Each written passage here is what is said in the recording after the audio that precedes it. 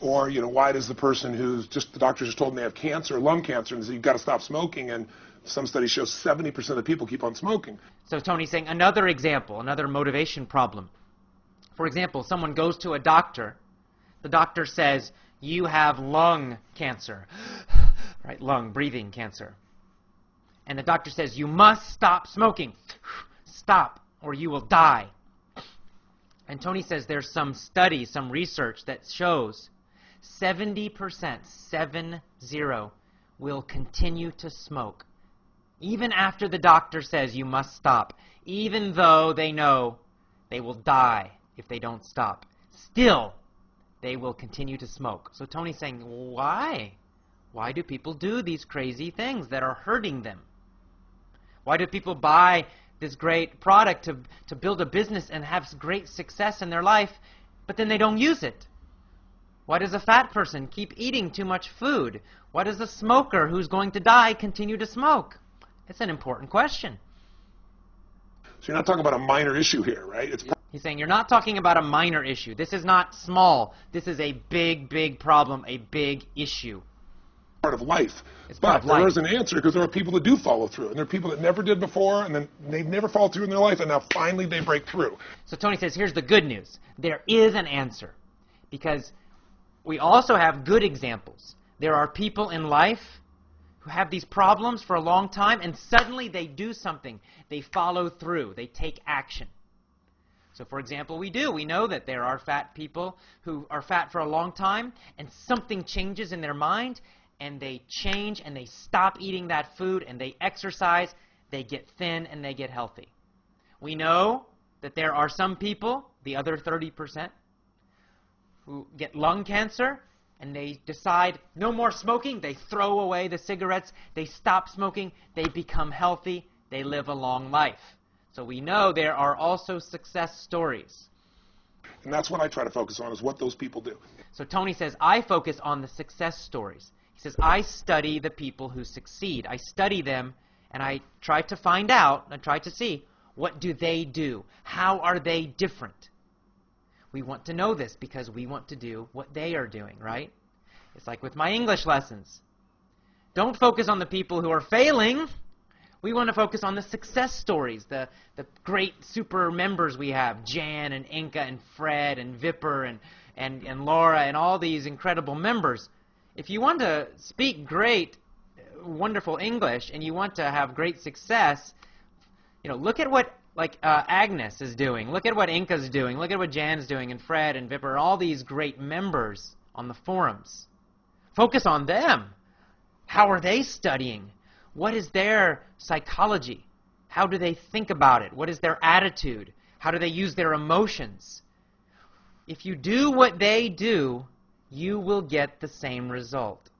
So that's what Tony's saying. Focus on successful people. Copy their strategies.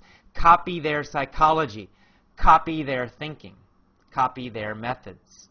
In my case, in the business world, I look at people like you, people like Dan Kennedy. Yep. What do these guys do? Okay, I'm just going to do that to the best of my ability. Okay, and then Frank Kern said, this is how I succeeded. This is how I became super, super rich. He says, I looked in the business world. I looked at people who were very successful. So he says, I looked at you, Tony. Tony's a super successful business person. He said, I looked at another person named Dan Kennedy.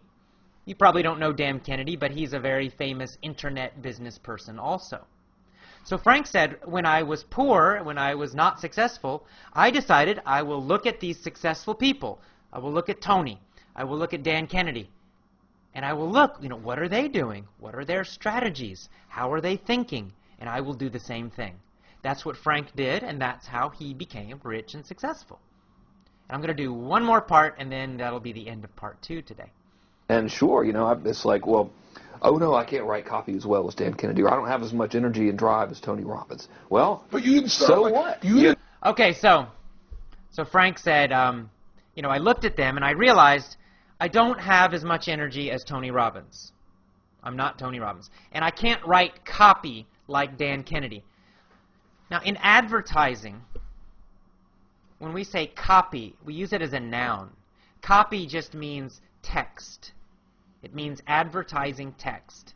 So if you see an advertisement, the words in the advertisement, we call that copy.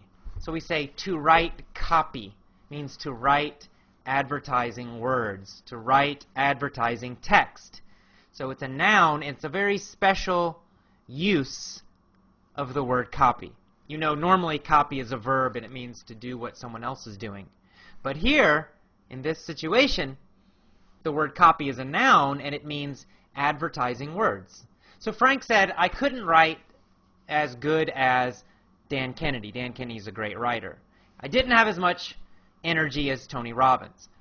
But, he said, I still copied their methods, copied their strategies.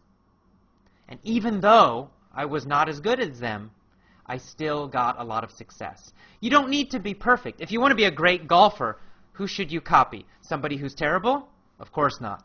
Tiger Woods. Copy Tiger Woods. Maybe you will never be Tiger Woods. Probably not. But if you copy Tiger Woods, you will certainly improve a lot. You will certainly become a much, much, much better golfer. That's what Frank is saying. And I'm going to stop the video right here. And part 3 will come back, and I'll start with Tony talking. So I hope you're enjoying these videos. And this is called the movie technique. What I'm doing right now is called the movie technique, where I play a movie, and I just play 1 or 2 sentences, and then I stop, I pause, and I explain it in simple, slower, more direct English. I paraphrase it. And then I play the next little part, and I pause, and I explain that, again, in more simple, slow, easy English. And then I go to the next scene and the next scene.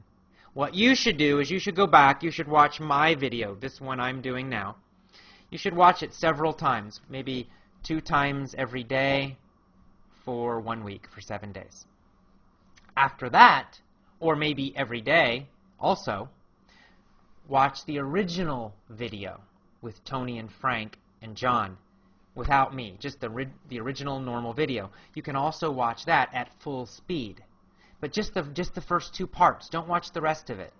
Just deep learning, remember, in Effortless English. So, number 1, watch this video with me explaining everything.